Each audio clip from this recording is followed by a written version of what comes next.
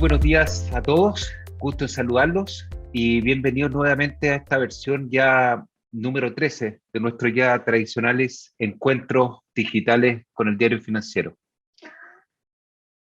Como ha sido habitual en estas últimas ocasiones, lo hacemos de la mano de su directora, Marily Luers, y a través de la plataforma TF Live para lograr más alcance. Hoy vamos a hablar de las oportunidades de inversión que presenta el mercado inmobiliario en Estados Unidos y fundamentalmente en el terreno de la renta comercial y renta residencial. Para eso, invitamos a dos panelistas de gran experiencia en esos mercados y, por cierto, a nuestro socio y director de la oficina de Frontal Trust Estados Unidos, Luis Felipe San Martín. Voy directo al grano.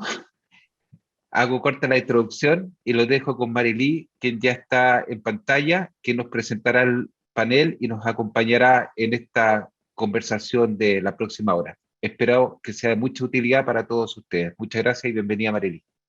Muchas gracias, Andrés, por la bienvenida. Bienvenidos a todos los que nos están escuchando. Ya vemos que hay hartas personas conectadas a esta hora de la mañana. Solamente dos avisos de utilidad pública antes de irnos al contenido.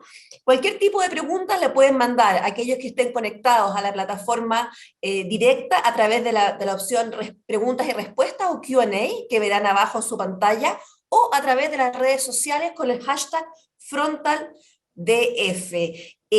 Nosotros las iremos recibiendo y las tomaremos en la segunda mitad de este panel. Además, les quiero decir que la grabación de este encuentro, para aquellos que se incorporan más tarde, o si ustedes encuentran que es de interés para alguien que no pudo estar hoy día, estará disponible en las plataformas de Frontal y el Diario Financiero a la brevedad.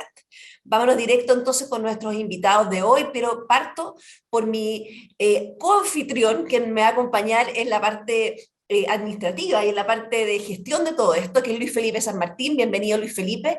Luis Felipe es socio y director de Frontal Trust US, es ingeniero civil industrial de la Universidad de Chile, MBA de Harvard Business School y MPID de Harvard Kennedy School of Government. Ha sido y fue socio de HC Capital, un fondo capital de riesgo con inversiones en América Latina, Estados Unidos, Canadá e Israel. Muy bienvenido, Luis Felipe. También en pantalla está con nosotros Matías Recha, a ver si lo pronuncié bien, es un fundador y CEO de Unlock Real Estate, una plataforma para adquirir propiedades comerciales en Estados Unidos. Matías es miembro del Centro de Emprendedores de Schmidt Futures, una entidad creada por Eric Schmidt Echtman de Google. Previamente lideró empresas de tecnología en Latinoamérica y trabajó en McKinsey en Nueva York.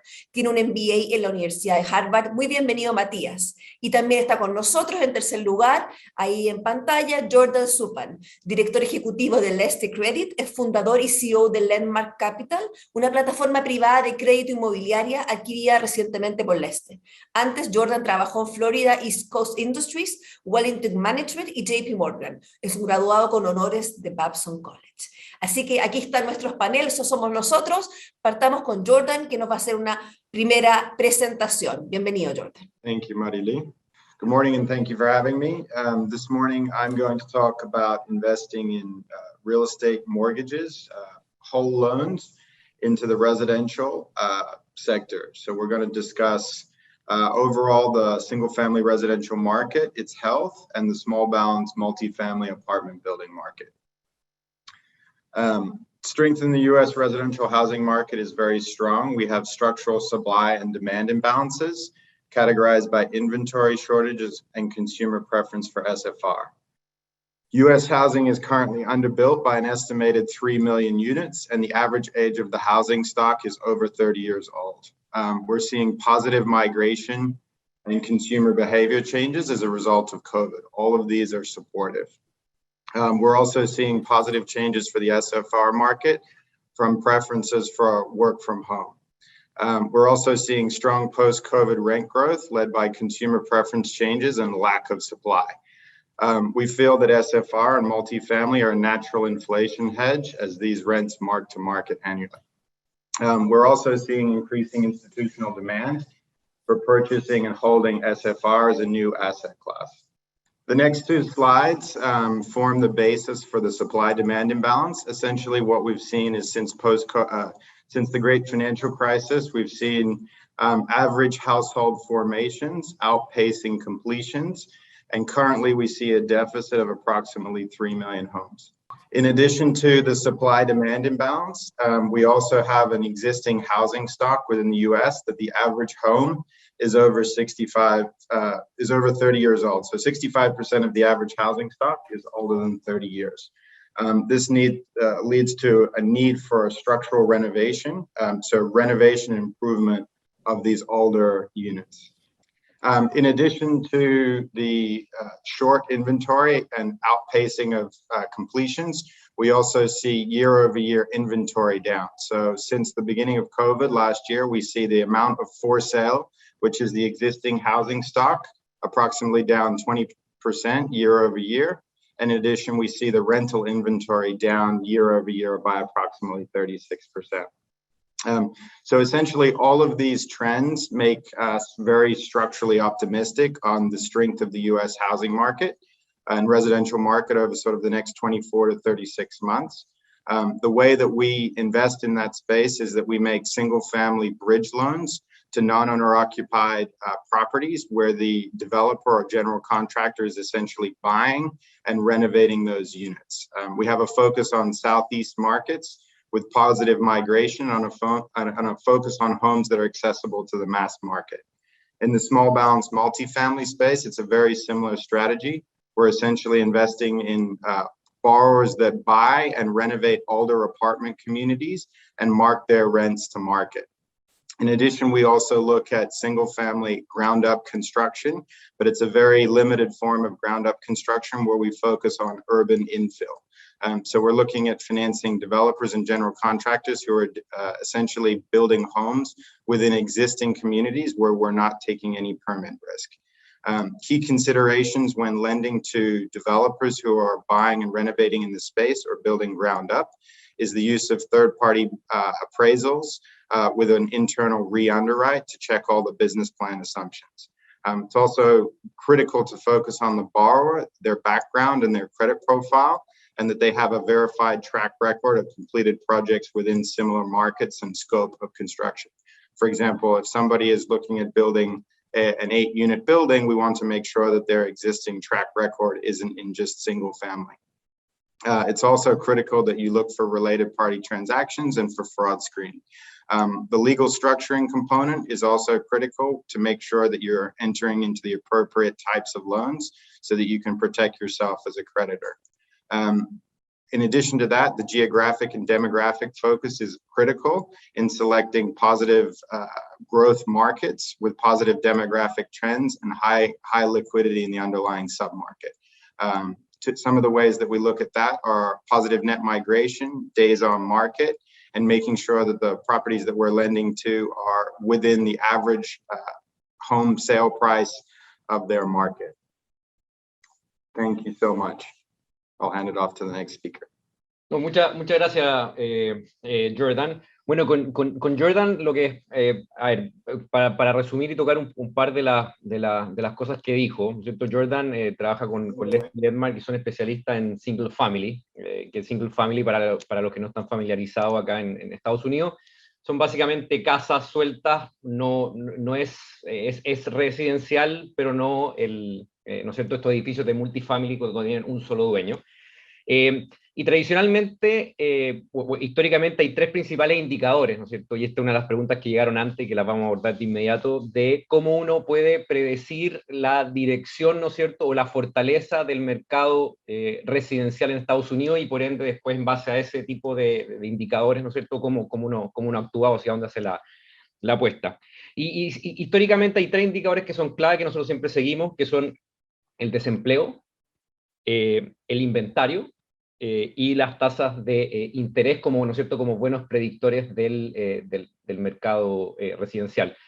Jordan, so we know these are the three indicators, o bueno, te la puedo hacer en español porque entiendes perfecto, pero desempleo, inventory y las tasas de interés.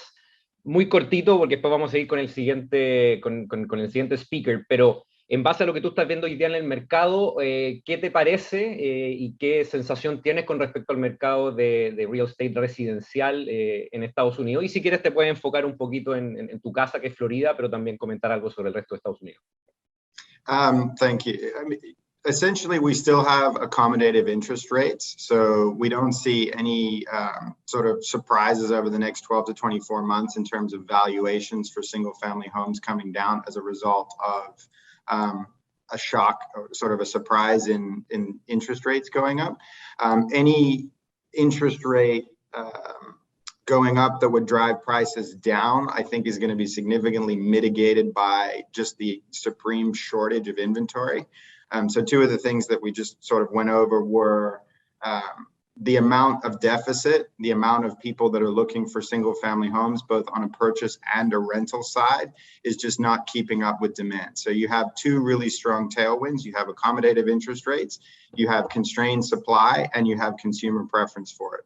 So, you know, we see the single family and the residential market, including small balance apartment buildings, as extremely constructive for the next 24 to 36 months until some of those new housing starts or interest rates increase. So we're extremely constructive on valuations and the market as a whole. Okay, so tú lo que estás diciendo básicamente es cualquier potencial alza en las tasas de interés durante, que se esperan, ¿no es cierto?, 12, 24 meses, va a ser totalmente compensada con la baja de inventario, ¿no? Y el inventario, y para mucha gente que nos pregunta por qué esto no es como una burbuja de 2008, es básicamente porque esto está empujado principalmente por la escasez de inventario. Entonces te quería preguntar también, y última pregunta antes de pasar a Matías, ¿cuánto crees tú que, en base a lo que has leído, cuántos años crees tú que se va a demorar, ¿no es cierto?, la industria de construcción en Estados Unidos en ponerse al día, ¿no es cierto?, to keep up the pace with inventory? It's a very good question. We've certainly seen a pickup in housing permits and housing starts, but given that the amount of new household formations is still outpacing completions, and we have this structural deficit of 3 million to overcome, you know, years. You know, you have to be conscious of which markets you're investing into as consumer. You know, as you have net migration changes in the States, with people leaving certain markets and getting to others, which are going to make those markets even more supply constrained. But I think that we're facing a very healthy residential market for the foreseeable future until we start to see, you know, that supply demand curve invert. One way to look at that is days on market. So the average days on market in certain attractive submarkets is less than 30. Yeah. So the absorption is very high. No, y eso es importante, para quienes nos están escuchando, cada vez que nosotros, bueno, y en Frontal Trust tenemos un fondo de renta residencial con Leste, el cual lidera Jordan en el lado de la originación, y uno de los indicadores que nosotros siempre estamos mirando con respecto a la salud de un mercado son los days on market, lo que acaba de decir Jordan, que significa cuántos días en promedio se demora una casa estar en el mercado entre que se publica y se logra vender. Históricamente, en un año normal, Jordan, pre-pandemia, 5 years ago, 5 años atrás, ¿cuánto era un promedio days on market, días en el mercado en Miami, por ejemplo? Exactly. I think that's a very good point. When talking about days on market, you have to talk about a specific sub-market. And that's obviously one of the health indicators we look for. We won't invest in markets where there is high days on market. Mm-hmm. But I would say pre-pandemic, average days on market for a middle market home might have been 90 to 120 days. Mm-hmm. And now you're talking about probably 30 to 60 or something. Y eso habla del mercado, ¿no es cierto? Entonces, para resumir, los días promedio que una casa estaba a la venta, una casa, un departamento, que acá se llaman condos, ¿no es cierto?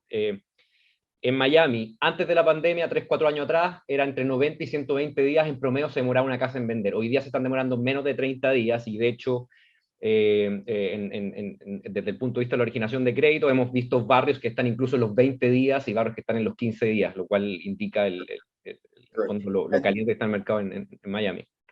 It's important to note that by different price points, you know, we focus on affordable housing, so that houses that are available to the average median income of the people that are within those markets.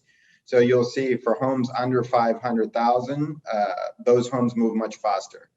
So we're always focusing on lending into markets where the underlying liquidity or the house is extremely fast. No, very clear. Y thank you very much, Jordan, for that. Y bueno, y en resumen, ¿no es cierto?, producto de esta apreciación o producto de ¿no es cierto?, de estos fundamentales que encontramos muy atractivos para el mercado residencial, es que con Landmark, que después fue adquirido por nuestros ahora socios del Este, iniciamos este fondo de deuda donde básicamente lo que hacemos es que financiamos inversionistas que vienen al mercado, sobre todo del sureste de Estados Unidos, a comprar casas, necesitan deuda, y del lado, ¿no es cierto?, con el equipo que armamos con Jordan, somos especialistas en hacer las tasaciones de esas casas y prestar plata no solamente para comprar la casa, sino que para arreglarla, y son créditos que tienen una corta duración, y este es un producto financiero que es muy atractivo porque al final del día es lo más parecido a una especie de renta fija de alto interés de corto plazo con un respaldo inmobiliario. Que bueno, sobre todo en épocas como esta, donde el colateral, ¿no es cierto?, que la garantía, que es, en este caso en la casa, va subiendo de precio, la verdad que ha sido un muy buen negocio y bastante atractivo, y algo que también estamos mirando con entusiasmo para seguir adelante.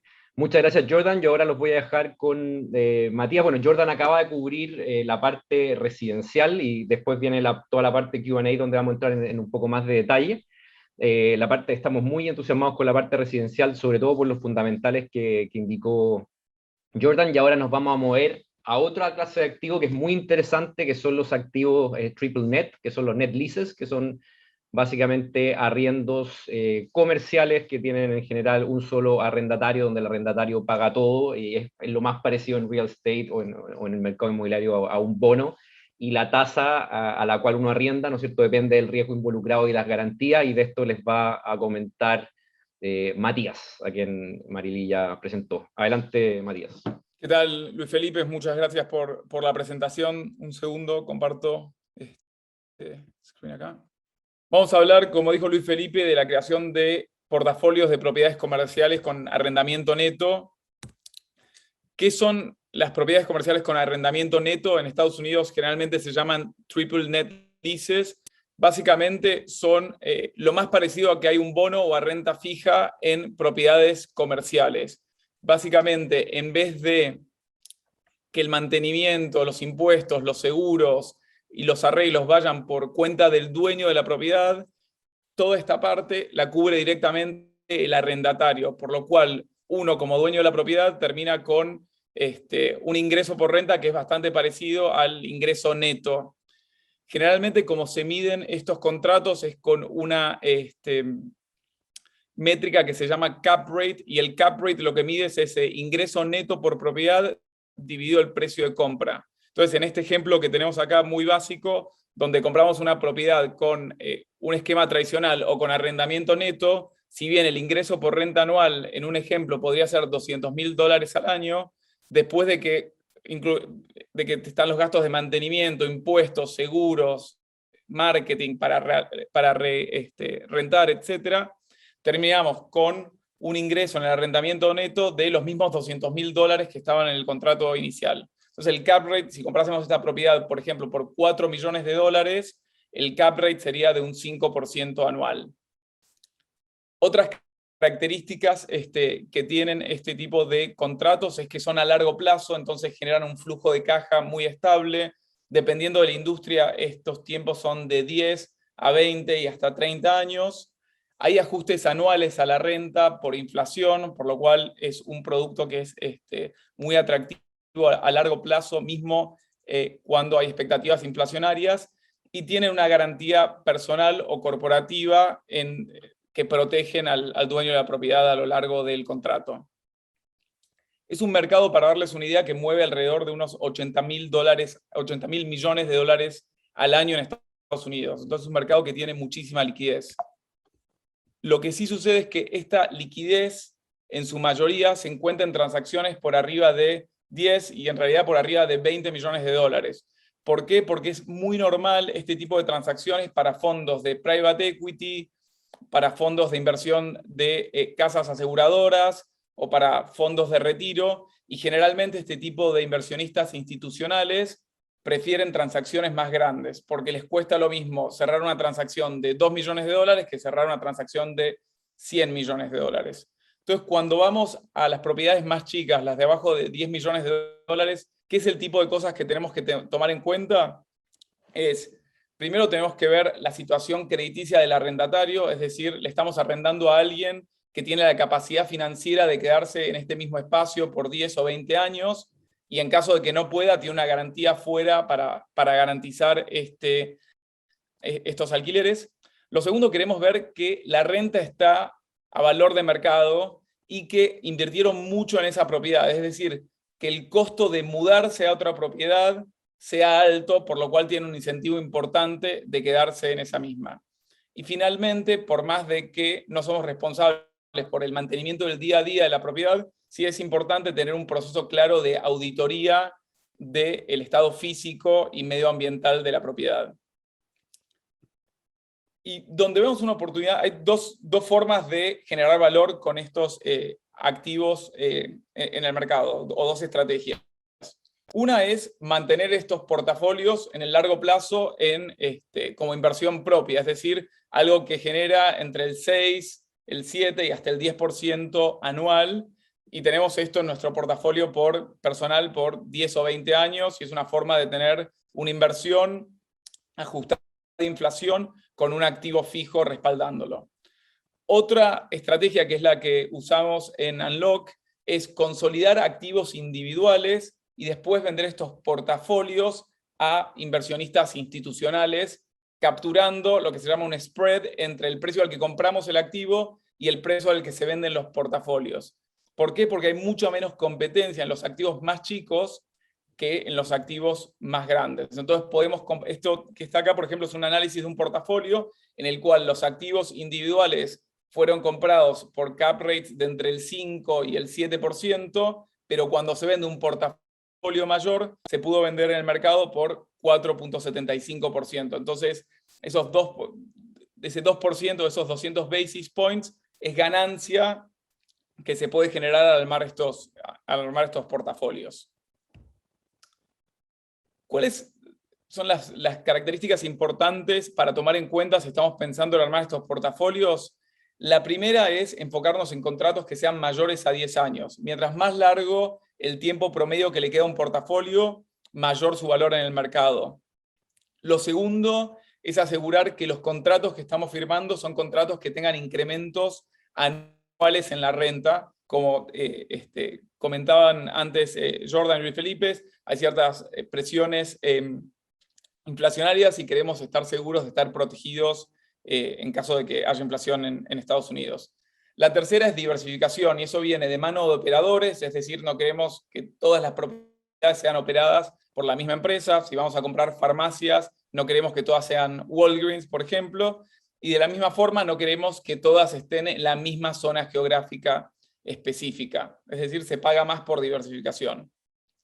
Y finalmente es tener un buen plan para el mantenimiento de estos activos, ya sea una red confiable de proveedores para auditarlos, procesos claros en caso de que algo salga mal, contadores que nos consoliden estados financieros y que nos permitan auditar que se han pagado los impuestos correspondientes, etc.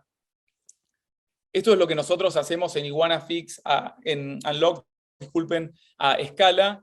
Empezamos por mapear activos que sean relevantes en el mercado que estamos viendo. Hoy en día, por ejemplo, estamos muy enfocados en propiedades en el sector médico que tienen un solo tenant. Entonces estamos viendo, por ejemplo, centros de urgencias, centros de operación que estén fuera de un hospital, centros de birth center o de natalidad que están afuera de hospitales, y lo que hacemos es mapear todos los activos que están en el mercado que pueden ser relevantes para este tipo de transacciones. Para el sector médico, por ejemplo, hoy en día tenemos más de 200.000 propiedades mapeadas. Luego pasamos a evaluar cada una de estas propiedades y evaluamos tanto el arrendatario como la locación en sí misma, viendo información histórica. Vemos mucho lo que pasa en residencial en esos sectores específicos. Son sectores donde también las casas y apartamentos están subiendo de valor, y llegamos a ver cosas hasta, por ejemplo, los reviews que tienen estas empresas en Google o en Yelp. Luego pasamos a transaccionar las propiedades, en el cual, en el caso de Unlock, lo hacemos de forma totalmente digital. Entonces, estas transacciones generalmente pueden tomar entre 4 y 8 meses en cerrarse, nosotros las podemos cerrar en 1 mes aproximadamente, de nuevo llevando mucho de esto a un modelo digital, y de la misma forma gestionamos digitalmente y auditamos las propiedades que tenemos en el portafolio.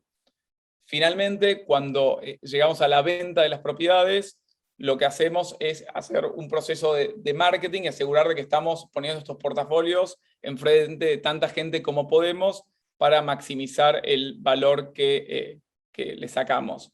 ¿Qué tasas de retorno lógicas podemos esperar con este tipo de estrategia? Digamos, entre un 10 y 20% de TIR es bastante lógico, de nuevo, teniendo una estrategia clara de implementación en un periodo de unos 3 a 5 años. Muchas gracias y pasamos a preguntas. Muchas gracias a todos por sus exposiciones. Yo lo que voy a hacer ahora con Luis Felipe, compartido la parte de moderación, vamos a ir haciéndole preguntas sobre sus exposiciones y algunas que nos han llegado del público.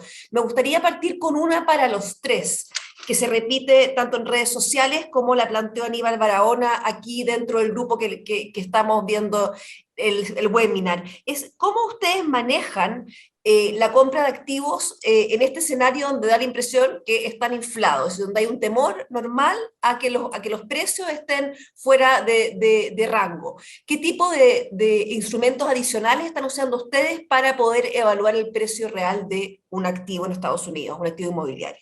Sí, déjame a mí tomar esa, o sea, partir con esa y después le doy a Jordan y Matías que opinen, pero esa es una muy buena pregunta porque al final, ¿cuánto cuesta el activo, no es cierto? A todo el mundo le encantaría saber cuánto cuesta un activo que va a comprar hoy día, cuánto va a costar mañana, ¿no? Al final del día, cuando lo que estamos en real estate, nos encantaría tener esa bola de cristal, y como no la tenemos que ver algunos indicadores que nos indican la fortaleza o debilidad de un mercado, y también cuánto conocemos de ese mercado, ¿eh? Porque, y esa pregunta la encuentro buena porque, por ejemplo, nos ha tocado mucho que nosotros hoy día en Miami estamos comprando activos, el activo inmobiliario de multifamily, que se está haciendo muy famoso en Chile, porque cada vez los inversionistas tienen más acceso, que son estos edificios con un solo dueño. En Miami están transando significa que están generando una rentabilidad inmediata para el inversionista sin deuda del orden del 4%, hemos visto transacciones del 3,9%, del 3,8%, o sea, está bastante apretado, ¿no es cierto?, sobre los bonos y sobre otras alternativas, entre comillas, libres de riesgo. Entonces muchos inversionistas la primera reacción dicen, no, está muy caro. Pero hay que tener ojo, porque cuando uno va a otros mercados, por ejemplo, Detroit se ha mencionado mucho, Cleveland, hay otras ciudades que tienen los famosos cap rates o la rentabilidad más alta, y hay inversionistas que no, prefiero irme a otro lugar donde hay un 7% de rentabilidad sobre el activo. Bueno, la rentabilidad de ese activo también está diciendo algo sobre el barrio, algo sobre el riesgo, ¿no es cierto?, involucrado en esa propiedad, algo sobre la probabilidad de arrendarlo.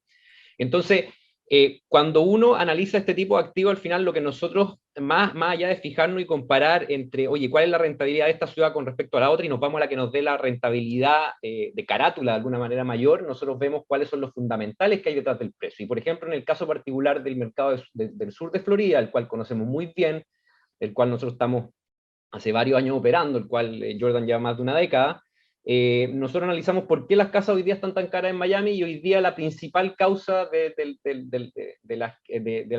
precio del mercado residencial en Miami es la escasez de inventario, y esa escasez de inventario está dada por la migración neta que tiene Florida, que hoy día está recibiendo aproximadamente 1.000 personas al día. O sea, entre un año y otro, la población de Florida, que es un poco más grande que la de Chile, está creciendo 400.000 personas al año. Y Luis no Felipe, hay... déjame preguntarte algo que es una pregunta probablemente de personas menos experimentadas, pero me la han hecho 2 veces ya aquí en redes sociales, es ¿cuánto impactó el mercado de Florida el accidente de Surfside, este edificio que se desmoronó? ¿Fue considerado una cosa puntual o asustó a los inversionistas en el sentido de que quizá había regulaciones que no estaban cumpliendo ya más a nivel masivo? No, yo creo un poco las dos, y acá se lo voy a dar súper rápido a Jordan, pero están pasando las dos cosas. O sea, hubo una reacción inmediata de las autoridades con respecto a todos estos procesos de certificación de los 40 años, que es el primero que ¿no es cierto?, que tienen los edificios viejos que no estaban siendo suficientemente seguidos. Hubo un temor inicial de ciertos inversionistas a empezar a preferir, a empezar a evitar este tipo de condominio de edificios viejos.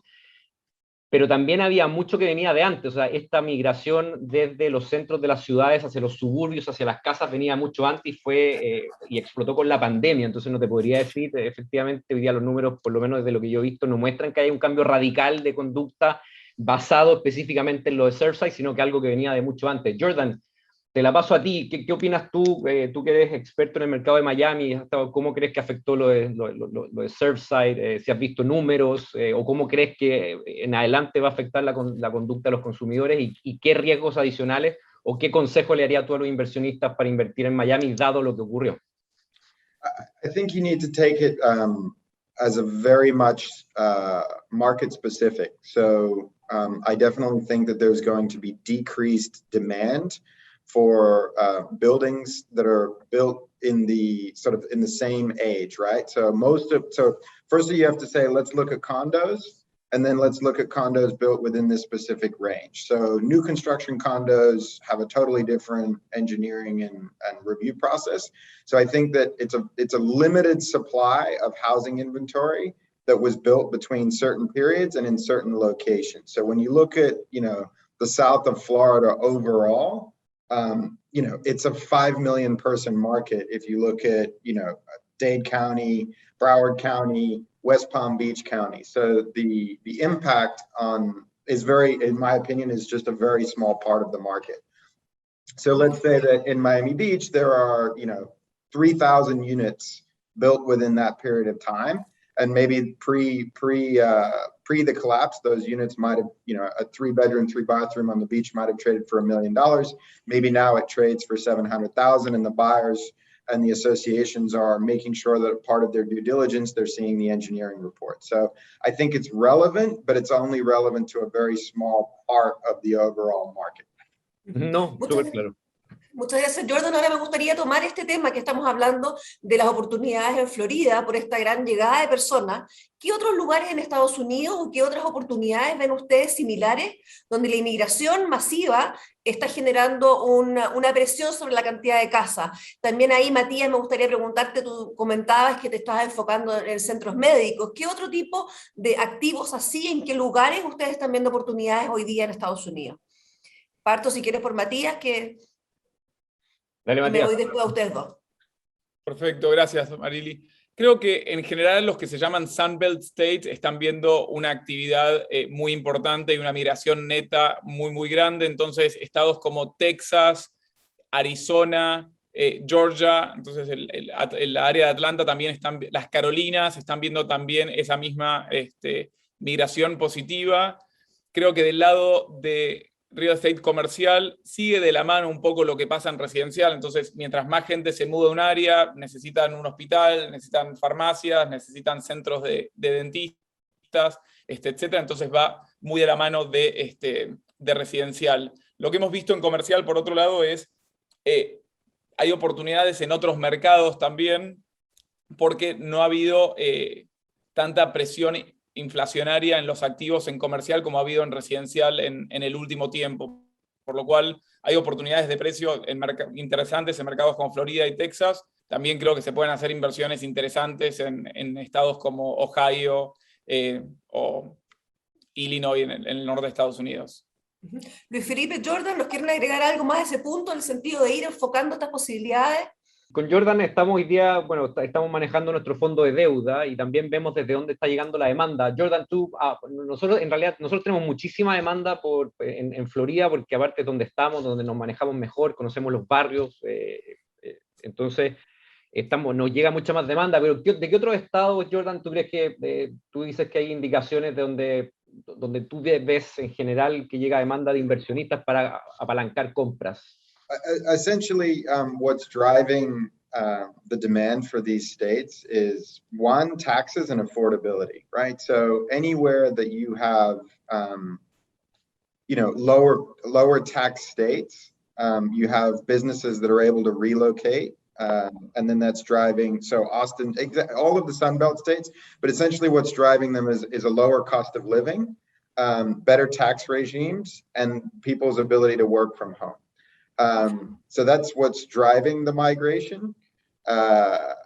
Texas, in my opinion, the major net beneficiaries from COVID have been Austin and Miami, right? Because you have massive amounts of technology firms, specifically Silicon Valley, moving to Austin, and a lot of New York and Silicon Valley moving to Miami, we didn't have those types of businesses pre-COVID. So you're seeing a change in the landscape of where financial and technology businesses are locating themselves out of Silicon Valley, and that obviously has spillover effects.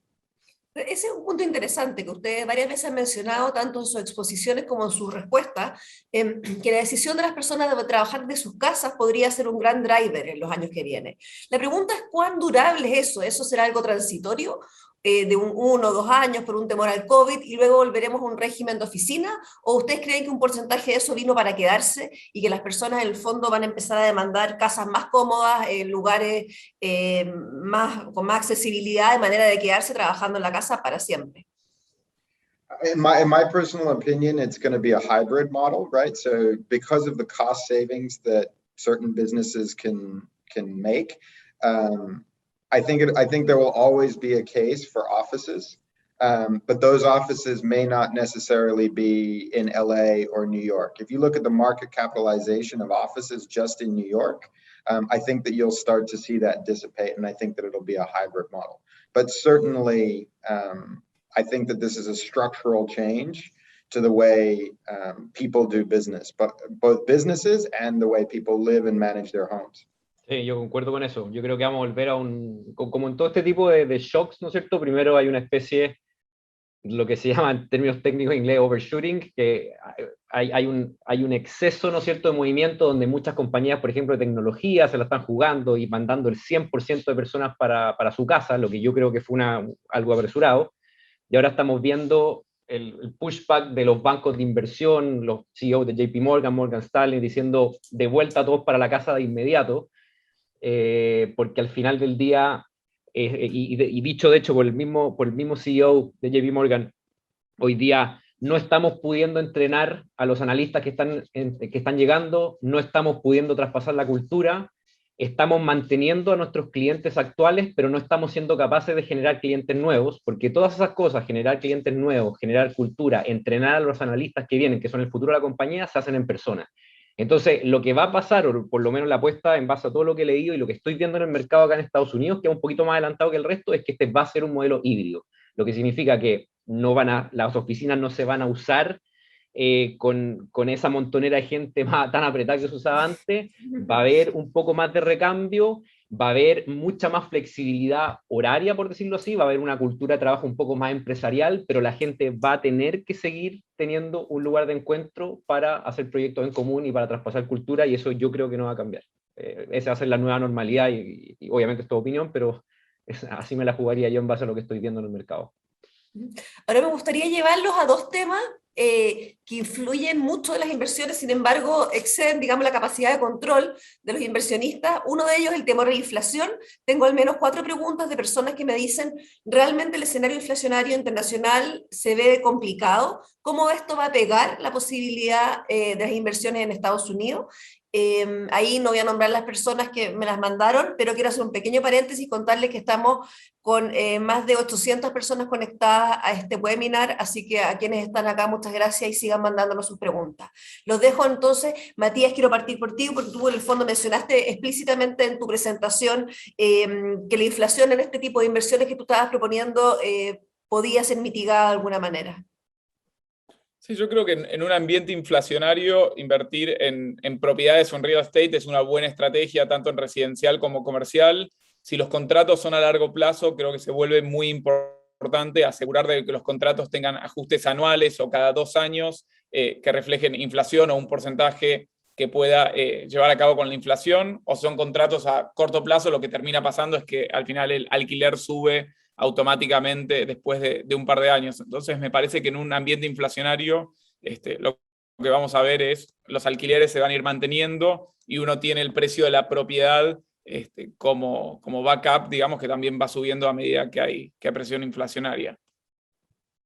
I'll just add to that if I can, Marily.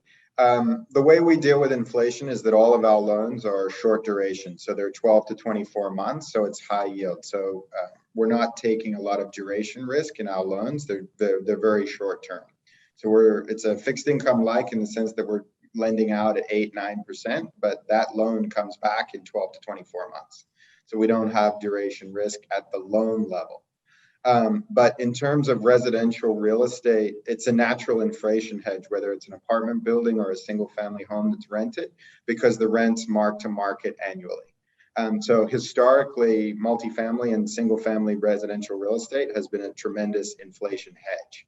No, eso es importante, y para recalcar lo que dice Jordan, los contratos en arriendo, en la mayor parte del mundo, pero sobre todo en Estados Unidos, son máximo un año. De hecho, en Florida hay una ley que dice que si tú quieres hacer un contrato de arriendo residencial por más de un año, tiene que haber abogados involucrados. Por lo tanto, el 99,9% de los contratos son anuales y por ende hay un hedge o una protección natural contra la inflación. Ahora, una pregunta que también hacen mucho los inversionistas es, bueno, pero ¿qué pasa con los cap rates? ¿Qué pasa con la salida de la inversión? Porque estas inversiones comerciales o residenciales en masa se valorizan a la hora de salir de acuerdo a la tasa de retorno, ¿no es cierto?, que uno quiere obtener. Y aquí me voy a tener un poquito y le voy a dar el pase a Jordan también, que esto es bien importante, porque es cierto que la inflación lo que hace, ¿no es cierto?, la inflación y cómo se manejan las tasas de interés a nivel centralizado, le ponen de alguna manera un piso a los cap rates, a la rentabilidad que uno tiene de un activo de inmobiliario, ¿no es cierto? Porque por la sencilla razón de que nadie va a invertir en un activo inmobiliario si en el largo plazo le está dando menor rentabilidad lo que da un bono, ¿no es cierto?, garantizado por la Fed o por algún activo de libre de riesgo. Pero eso no es directamente proporcional al famoso cap rate o a la salida, ¿no es cierto?, al precio de salida del activo, porque de ahí para arriba lo que determina cuánto le exige uno a un activo de inversión tiene que ver con las alternativas disponibles en el mercado y eso da el famoso spread. Eso da, ¿no es cierto?, cuánto por sobre la tasa famosa de libre de riesgo, cuánto por sobre un bono yo le exijo al real estate. Y hoy día lo que está pasando en el mercado en general, pero sobre todo en Estados Unidos, es que como hay un exceso de liquidez, se ha inyectado mucha liquidez al mercado, que es algo que también está pasando un poquito en Chile con los retiros y con todas esas cosas, los spreads han bajado, están bajando y probablemente se van a mantener mucho más apretados. Entonces, si antiguamente, por ejemplo, uno le sacaba a un bono de mala calidad o a una deuda de mala calidad o un activo que tiene problemas de ocupación, etcétera, le sacaba 5 puntos porcentuales al año más que un activo súper seguro en Miami, hoy día ese spread ya no son 5, ese spread son 2 puntos solamente. Entonces, eso es importante señalar porque hay mucha gente que tiene esta creencia de que en los cap rates o los precios de salida del activo en el tiempo van a moverse o van a modificarse proporcionalmente con un espejo hacia la inflación, y eso no funciona así. Eso no es así, y durante este periodo de alta liquidez hay que acostumbrarse a que los spreads o ese premio que uno tiene por estos activos de un poquito más, el premio por el riesgo va a ser un poquito menor. No sé si Matías o Jordan quieren agregar algo en ese al respecto. I would just add specifically from our strategy, and going back to Marilee's question on valuation regarding being concerned about investing at potentially higher prices of appreciation over the past year. There's really two things that drive value. One is the underlying rents, right? What is the NOI that can be generated from a specific property? And so even if you're buying at a 6 cap today with the NOI, but if there's a lot of embedded ability to mark rents to market, you can still sell at a 6 cap, but that valuation increase, instead of having an NOI of $1 million, if you have an NOI of $1.5 million and you cap it out at 6%, you're going to get a huge return. So you don't necessarily need cap rate compression to drive value if your rent roll significantly increased throughout the whole period. So for example, if we're lending on a small balance, somebody to acquire and renovate a small balance multifamily building, they might be buying it at a 7 or a 6.5 cap, but typically they're buying something that is mismanaged, and potentially those rents can go from $650 a unit to $900 once they've done a small value add strategy. So they create a tremendous amount of value by improving and then re-changing the tenant base and releasing. So I think it's just important to note that, you know, there are specifically in real estate, there are other ways other than to just look at, we're buying it at a 7 cap and we think that we're going to sell it at a 6 cap. typically what you need to be focusing on is how are you going to grow the net operating income? And then the cap rate compression or even cap rate expansion becomes less relevant to you because you've created so much value in the expansion of the cash flow of the asset. And then on the residential side, there's two things that underpin the value of an asset. You know, if you buy a single family home and your plan is to rent it out, it's what is your net cash flow? Is your net cash flow from renting that after taxes, expenses, property management is X? But also in the United States, the end user of, let's say, the vast majority of the US housing supply is a person who wants to live in it, not rent it.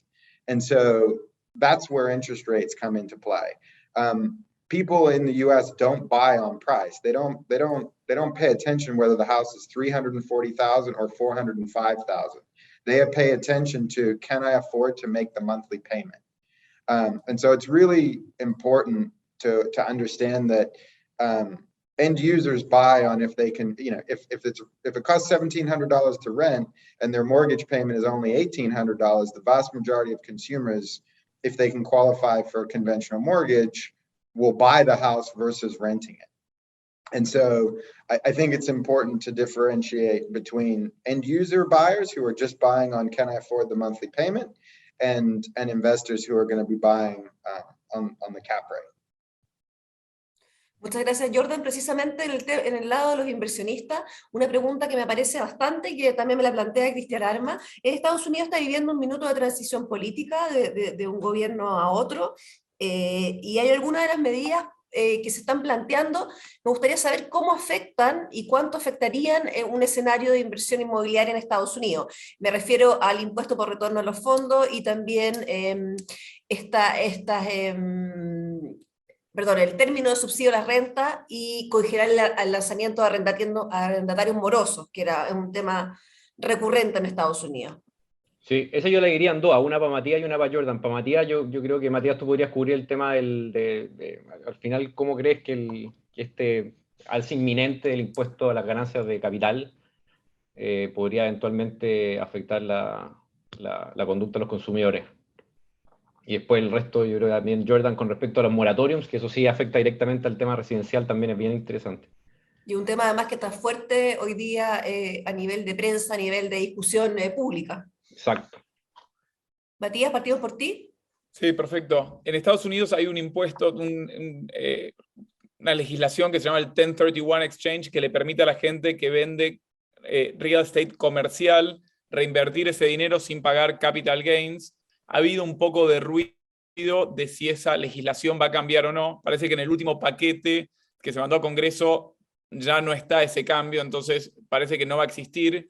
En caso de que existiese eso, lo que pasa es que mucha gente probablemente prefiera mantener esa propiedad comercial por más tiempo que venderla y cambiarla, digamos, hacia otra propiedad, porque venderla significa que va a haber un impuesto asociado a eso. De nuevo, hubo mucho ruido antes de que se pase el paquete a Congreso. Al final, la legislación final no parece cambiarla mucho. Si llegase a cambiar, justo antes de que cambie, probablemente mucha gente trate de vender esas propiedades para no pagar capital gains, o sea que puede haber una oportunidad de comprar muchas propiedades a buenos precios, pero creo que sería una ventana corta de tiempo en caso de que pase. Ahora, lo que pareciera, Matías, y ahí sigo la conversa con ese tema que se viene sí o sí, es eventualmente un aumento de impuestos de todos modos, ¿no? O sea, creo que... De una u otra manera.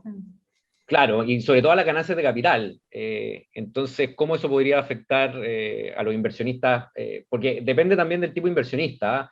El inversionista internacional que tiene un activo en Estados Unidos y que lo tiene por más, creo que son, no me acuerdo exactamente la ley, pero creo que son más de 3 años, lo cual lo convierte en una ganancia de capital de largo plazo, paga 0% de impuestos sobre la ganancia de capital.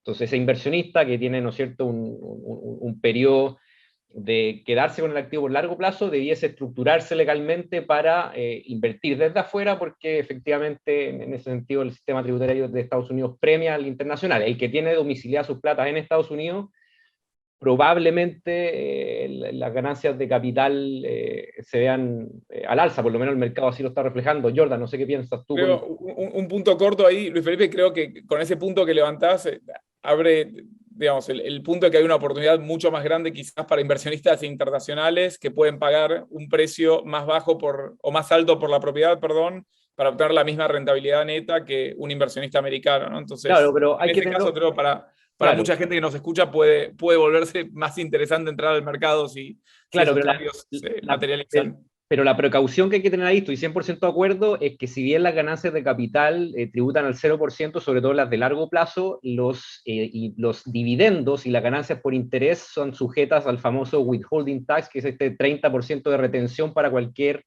giro desde un inversionista que no está domiciliado en Estados Unidos. Entonces, yo creo que ahí el mensaje es, quien quiera llegar a invertir a Estados Unidos, tiene que tener muy claro el tipo de flujo que va a generar la propiedad, si es una renta residencial, una renta comercial permanente, hay que estructurarse de una forma, si lo que uno espera es simplemente una ganancia de capital a 5 años y ningún flujo entre medio, hay que estructurarse de otra. Yo creo que también ese es el mensaje, y eso es lo que hacemos nosotros, bueno, eso es lo que también tratamos de nosotros, Sí, Luis dependiendo Felipe, de lo que queremos hacer.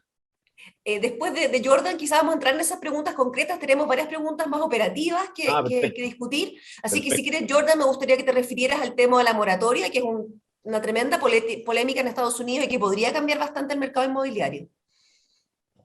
Essentially, what it's done is created distress for the landlord at the end of the day, and it's delayed the arrival of certain foreclosures to the market. So now that those laws are less efficient or they're expiring, essentially what we will start to see is the foreclosure market function normally and certain distressed assets arriving to the market. So for our borrowers who are constantly trying to buy distressed properties, renovate them and return them to the end user market, there will be a pent-up demand and there'll be new supply and inventory that they can buy and renovate. So for us, it's a positive thing.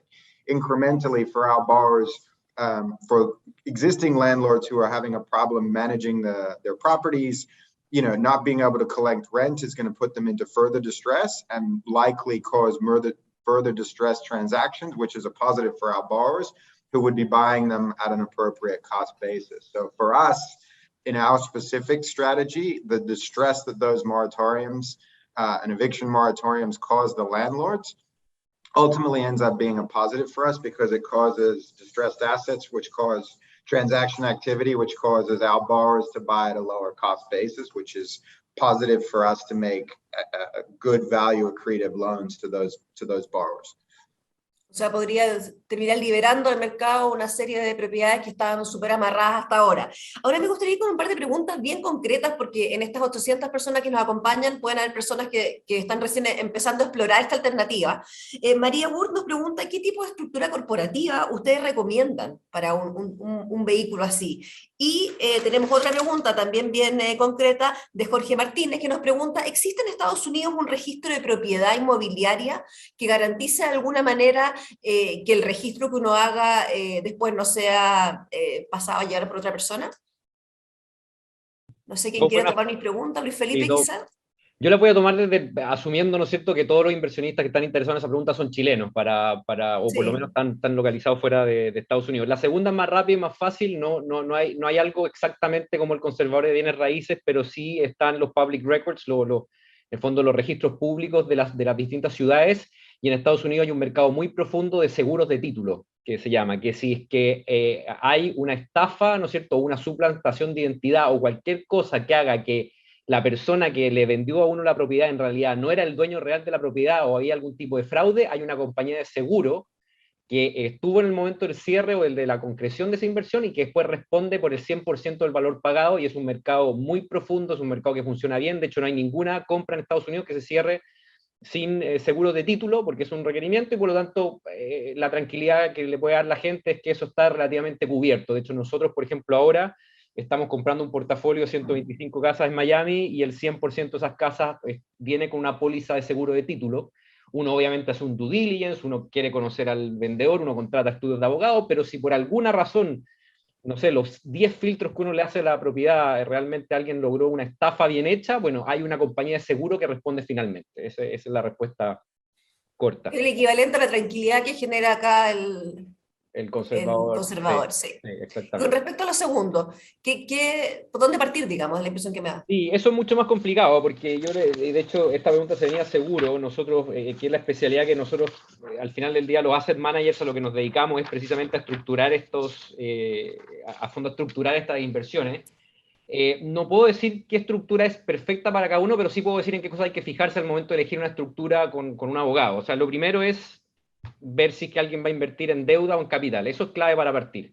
Los instrumentos de deuda, por ejemplo, los instrumentos de deuda pasivos, si yo quiero simplemente prestarle plata a alguien, así de simple, yo soy una persona en Chile, quiero armar una SPA y quiero prestarle plata a una persona no relacionada en Estados Unidos, eso se acoge a una excepción tributaria que se llama el Portfolio Loan Exemption, donde básicamente el 100% de los intereses se pueden cobrar sin ningún tipo de impuesto en Estados Unidos. Es solamente un ejemplo de lo distinto que es invertir en deuda de invertir en capital, donde el capital tiene otro tipo de consideraciones y donde las ganancias de capital pagan cero, pero los dividendos generados por ese mismo capital pagan un 30% de retención tributaria antes de pagar en Chile. Entonces, no les podría decir cuál es la estructura, pero es una consideración importante. Otra consideración importante es el domicilio de los fondos. Si están en Chile o Estados Unidos, la gente que invierte en Chile tiene, por ejemplo, una persona que va a invertir a través de una SPA en un activo de Estados Unidos, independiente de las consideraciones tributarias al momento de sacar los fondos, también va a estar afectada por la corrección monetaria,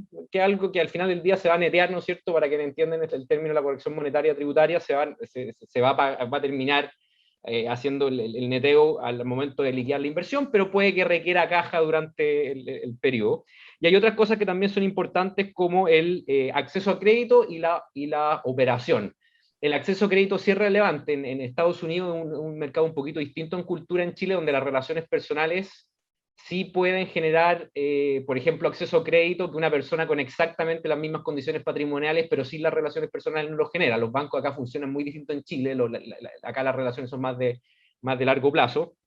Y lo otro también es las operaciones. Es una parte que la gente muchas veces no piensa antes de invertir, sino que se dan cuenta después de invertir, es que en Estados Unidos, y esto, de nuevo, no soy abogado, así que de repente si hay alguna frase que no está exacta, me van a disculpar, pero en general en Estados Unidos, casi cualquier persona que no esté en lista negra internacional y cosas de ese tipo puede tener la propiedad de algo en Estados Unidos, acciones de Apple, por ejemplo, una casa, un negocio, etcétera.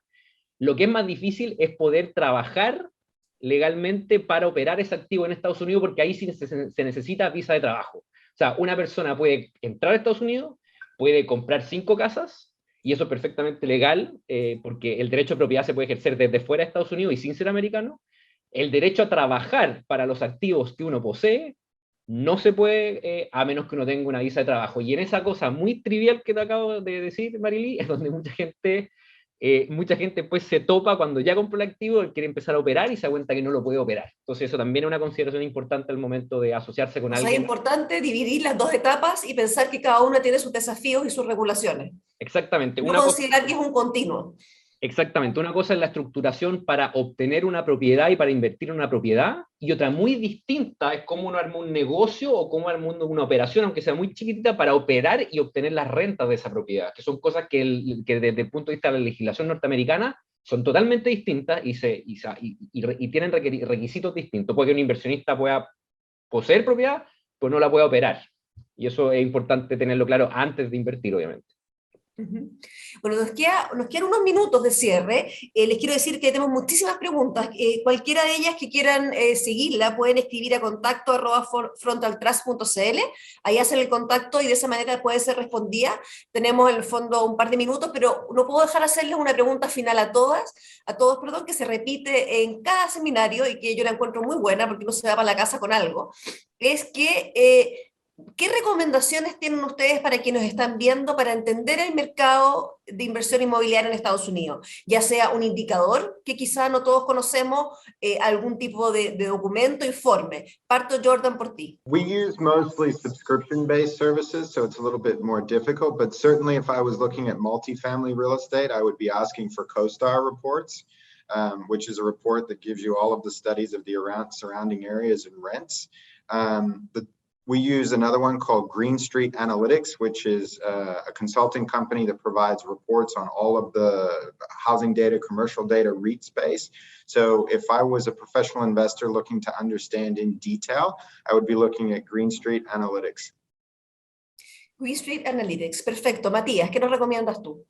Yo creo que una forma gratis de acceder a información en cuanto al real estate, cuando estamos viendo más comercial y triple net leases, como habíamos hablado, es ver los reportes anuales de empresas que hacen este tipo de cosas. Entonces hay publicly traded REITs, o REITs que se llaman en Estados Unidos, que invierten en real estate.